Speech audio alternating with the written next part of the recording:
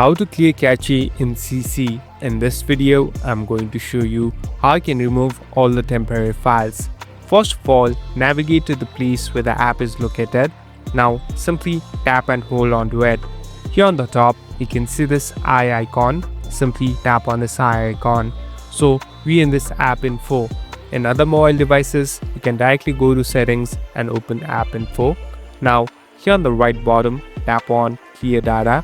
Here there are two different options, clear all data or clear cache. Simply tap on clear cache and hit on OK. So it will take some time. Now all the temporary files are completely gone.